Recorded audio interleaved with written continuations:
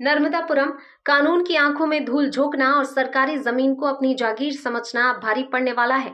MP Bhaskar news के लिए मैं सुनील कुमार मेहरा आज एक ऐसे मामले का खुलासा कर रहा हूं जहां राजस्व न्यायालय ने अपना फैसला तो सुना दिया, लेकिन प्रशासनिक सुस्ती ने न्याय को फाइलों में कैद कर रखा है। दबंग हेमंत दुबे के अवैध सागौन साम्राज्य पर कोर्ट का वार, पर प्रशासन कब तक रहेगा मौन। तहसील मुख्यालय से महज 14 किलोमीटर दूर ग्राम जमानी में हेमंत दुबे ने शासकीय भूमि खसरा नंबर 343/1 के 0.520 हेक्टेयर रकबे पर अवैध रूप से सागौन के वृक्ष लगाकर उसे अपनी मिल्कियत बना लिया था। न्यायालय का अपमान क्यों? सुनील कुमार मेहरा के तीखे सवाल। न्यायालय का अपमान क्यों? जब तहसीलदार कोर्ट ने नोटिस जारी किया तो हेमंत दुबे की इतनी हिम्मत कैसे हुई कि वह एक बार भी कोर्ट में हाजिर नहीं हुआ? क्या उसे कानून का डर नहीं है? 26 फरवरी से अब तक कार्रवाई क्यों नहीं? National social activist Rajesh Sharma ने मेहनत कर सच सामने लाया। न्यायालय ने आदेश पारित किया, फिर भी पटवारी और राजस्व निरीक्षक अब तक हाथ पर हाथ धरे क्यों बैठे हैं? किसका संरक्षण है? क्या राजस्व मामला किसी राजनीतिक या व्यक्तिगत दबाव में है जो 26 फरवरी 2026 के आदेश को अब तक जमीन पर नहीं उतार पाया? कोर्ट का वो आदेश जिसने माफिया की नींव हिला दी।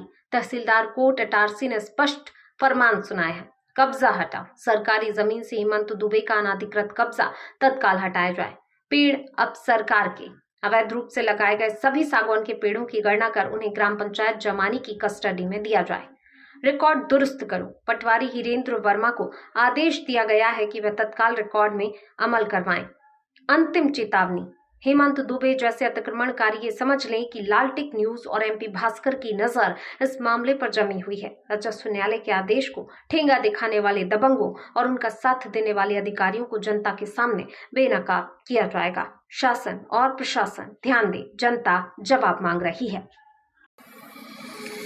दोस्तों, मेरा नाम है राजेश शर्मा, मैं नेशनल सोशल एक्टिविस्ट। आपको एक बड़ी दिलचस्प खूब खबर बता दूं मैं कि तहसील इटारसी से 14 किलोमीटर दूर ग्राम जमानी, जहाँ पे भू माफिया ने बड़े बखूबी से 1.5 एकड़ की ज़मीन की अतिक्रमण करके वहाँ पे उन्होंने अपने सागौन के करोड़ों के पेड़ लगा दिए। And the most interesting thing is कि जो गरीब लोग जो निस्तार पत्र की भूमि के अंतर्गत जिनको आबादी भूखंड में जहाँ उनको उनके घर बसाए जाने थे, उनको आवास दिए जाने थे, वहाँ पे वो ना दे के पटवारी, तहसीलदार और एसडीएम आज के डेट में उस भू माफिया मिस्टर हेमंत दुबे के साथ हमदर्दियां दिखाते और बताते, ये साबित कर रहे हैं कि वो गरीबों के लिए कोई फीलिंग नहीं रखते, सिवाय एक अनाधिकृत अतिक्रमण करने वाले एक मिस्टर हेमंत दुबे की दास्तान को ही सच मानते हुए इस स्टोरी को आगे ले जाते हुए तहसीलदार मैडम ने इस केस को कोर्ट में उन्होंने अपने कोर्ट में ले गए।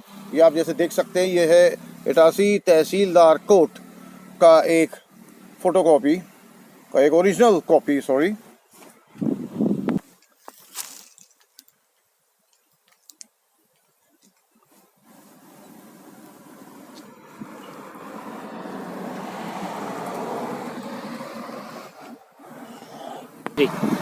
जैसे कि आप देख रहे हैं कि तहसीलदार के न्यायालय द्वारा ये आदेश भी निर्धारित हो चुका है कि इसके भी बावजूद इस भू माफिया हेमंत दुबे पर अभी तक आज तक अप टू डेट कोई कार्रवाई कानूनन नहीं हुई है।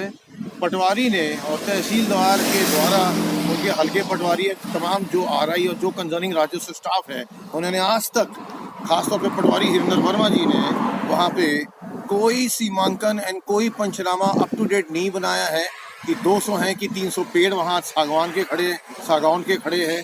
एंड वो 1.5 एकड़ भूमि का टोटल सीमांकन पिक्चर जो गरीबों को देना चाहिए, अभी तक उसका कोई रिकॉर्ड कैलकुलेशन नहीं है।